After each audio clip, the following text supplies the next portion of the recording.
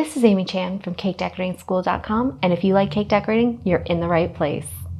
If you're interested in these products, check out the links in the description. In this video, we're talking about 3 of the most popular little edible powdered pigments you can get, right? So the first would be petal dust. It has a flat color to the appearance. The second is luster dust, which has a little bit of a shine to it, so think slightly metallic, pearlescent for all the colors. And finally, right, our twinkle dust or edible glitter, right, is the last one. So you can see here, right, the petal dust, nice flat colored powder. The luster has just a little bit of shine to it. And the last one is actually a nice fine particle. So they're like little glitter flecks. Now each of these products has different ratings based on kind of like whether it's just non-toxic and should be used for decorative purposes only, or it's okay to eat. And some of that is based on where you're located. So you want to check and make sure you're using these properly depending on where you are. And in some cases, you want to make sure that you're only using them on items that are going to be removed, like say gum paste flowers, etc. And just to make sure that everything is safe and you're following the rules, right? In general, the petal and luster dust can be used dry as powders, which I'm going to do now, or you can also mix them with extracts to make paints, which is fun. The dust typically I use just with a dry brush like I would powders, and I'm just sprinkling them on, right? I'm going to go ahead and use a little of this great kind of poppy red.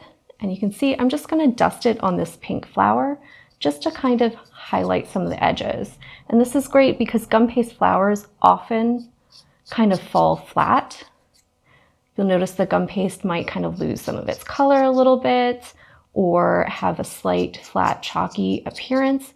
So you can just give a little more life to your creations and sometimes a little more vibrancy to the colors by just dusting on some of that petal dust. And you can see that gives me a nice natural hue there, and the whole flower itself has more dimension and depth to it. And it was just a little light dusting. I'm going to use some of this luster dust over here on the leaf that I have attached to it, just so you can see the kind of shine that the product has. Right? So you can see that gives it a little sparkle, especially when it's settling down into the veins of the leaves.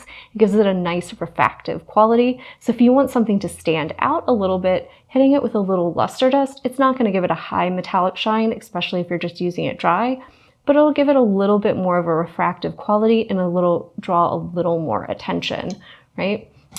That shine gets a little more intense when you're mixing it with liquid and using it as a paint, right? And finally, if you want to go a little more glitz and glam, you can do things like add a little bit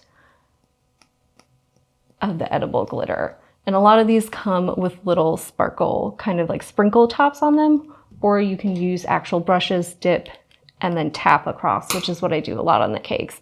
If you want to control where it goes a little more, you can always wet an area and dip for a nice thing like a little metallic rim. But those are just a few quick ways that you can jazz up some of your gum paste pieces with some of the edible food pigments that are available.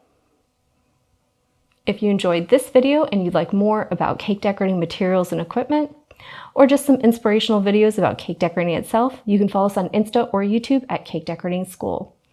If you'd like to know more about yearly membership and what it entails, you can go to www.cakedecoratingschool.com.